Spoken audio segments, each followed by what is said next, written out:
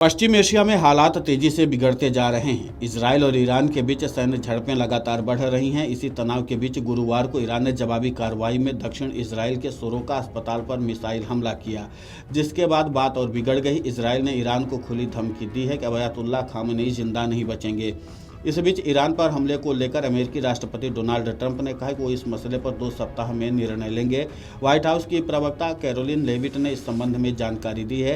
White house ने गुरुवार को कहा कि राष्ट्रपति ट्रंप अगले 2 सप्ताह के भीतर यह निर्णय लेंगे कि ईरान पर हमला करना है या नहीं। उन्होंने कहा कि ट्रंप को अभी इस बात की पर्याप्त संभावना दिख रही कि वार्ता के माध्यम से ईरान के परमाणु कार्यक्रम पर अमेरिका और इजरायल की मांगें पूरी हो सकती हैं। प्रेस सचिव कैरोलिन लेविट ने कहा कि फिलहाल ईरान को अपने संवर्धन कार्यों तथा परमाणु हथियार बनाने की किसी भी अन्य संभावना को तत्काल बंद करने की राष्ट्रपति की चेतावनी की समय सीमा बढ़ा दी गई है। इससे पहले इजरायल के बीरशेबा इलाके में सोरोका अस्पताल पर ईरान ने मिसाइल हमला किया। इस हमले में कम से कम 40 लोग घायल हो गए, वहीं कुछ लोगों की मौत भी हुई है। मध्य और दक्षिण इजरायल में ईरानी मिसाइलों से काफी नुकसान हुआ है। इजरायल के रक्षा मंत्री इजराइल काटस ने कहा है कि ईरान के सर्वोच्च नेता अयतुल्ला खामेनेई अब जिंदा नहीं रह सकते। उन्होंने यह बयान तब दिया जब ईरान की मिसाइलों ने एक अस्पताल पर हमला किया, जिसमें कम से कम 40 लोग घायल हो गए। काटज ने कहा कि खामेनेई एक तानाशाह हैं और उन्होंने इजरायल को खत्म करने का संकल्प लिया है, इसलिए उनका अस्तित्व अब स्वीकार्य नहीं है। इससे पहले अमेरिकी अधिकारियों ने बताया कि राष्ट्रपति ट्रंप ने खामेनेई की हत्या की इजरायली योजना को रोक दिया था। हालांकि ट्रंप ने कहा कि फिलहाल ऐसी कोई योजना नहीं है। इजरायल और ईरान के बीच संघर्ष पिछले शुक्रवार को शुरू हुआ था, जब इजरायल ने ईरान के परमाणु और सैन्य स्थलों के साथ साथ शीर्ष जनरलों और परमाणु वैज्ञानिकों को निशाना बनाकर हवाई हमले किए। तब से जारी इस जंग में अब तक ईरान के 263 नागरिकों सहित कम से कम 639 लोग मारे गए हैं और 1300 से अधिक लोग घायल हुए हैं। वहीं ईरान की जवाबी कार्रवाई में इजरायल में कम से कम 24 लोग मारे गए और सैकड़ों लोग घायल हो गए। रूस का साफ स्टैंड के साथ ईरान के साथ खड़ा होना पूरे समीकरण को नई दिशा दे रहा है। पहले भी माना जा रहा था कि देर सवेर रूस आगे आएगा। इसका एक बड़ा कारण यूक्रेन के साथ युद्ध में ईरान का रूस को समर्थन देना भी है।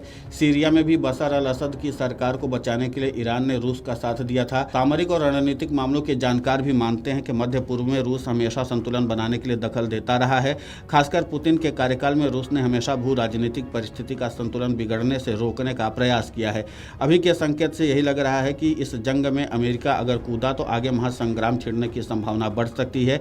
इजरायल अपने अस्पताल पर ईरान की हाइपरसोनिक मिसाइल गिरने के बाद आग बबूला है। प्रधानमंत्री बेंजामिन नेतन्याहू की भाषा अब निपटाने वाली हो गई है। इजरायल का पूरा सहारा और भरोसा अमेरिका है। अमेरिका के राष्ट्रपति डोनाल्ड ट्रंप भी ईरान और उसके सर्वोच्च नेता अयतुल्ला खामेनेई को दबाव में लाने के लिए चेतावनी देने में कोई कोर कसर नहीं छोड़ रहे हैं। बड़े तरीके से अमेरिका ने यूएसएस निमित्ज को भी दक्षिण चीन सागर के डियोगे गार्सिया की तरफ रवाना कर दिया है। B-52 बॉम्बर और 3000 पाउंड के बम से ईरान के फोर्डो परमाणु संयंत्र को ध्वस्त करने के संकेत तक दिए जा रहे हैं। अमेरिका में मध्य पूर्व के देशों में अपने दूतावासों को आंशिक रूप से खाली कर दिया है। बहरीन, कुवैत, यूएई समेत अन्य देशों से अपने कर्मियों के परिवार को वापस बुला रहा है। बाजी को इजरायल के पक्ष में पलटने के लिए अभी कई तरह के दांव खेल रहा है। इसका अर्थ ये हुआ कि दबाव की हर रणनीति अपना रहा है, जबकि इजरायल के आग्नेयास्त्र ईरान को धुआं करने में कोई कोर कसर नहीं छोड़ रहे हैं। इसके बावजूद भी अमेरिकी राष्ट्रपति डोनाल्ड ट्रंप अभी 2 सप्ताह का समय लेना चाहते हैं और इस बात का संकेत देना चाहते हैं कि 2 सप्ताह में वो निर्णय लेकर के ये बताने की कोशिश करेंगे कि वो ईरान पर हमला करेंगे या नहीं। अब देखना महत्वपूर्ण होगा कि अमेरिकी राष्ट्रपति डोनाल्ड ट्रंप क्या फैसला लेते हैं। Video desk amarujala.com। अगर आप ये वीडियो YouTube पर देख रहे हैं तो हमारे चैनल को सब्सक्राइब कर बेल आइकन दबाएं और Facebook पर देख रहे हैं तो हमारे पेज को लाइक करें। अगर आप ये वीडियो YouTube पर देख रहे हैं तो हमारे चैनल को सब्सक्राइब कर बेल आइकन दबाएं और Facebook पर देख रहे हैं तो हमारे पेज को लाइक करें।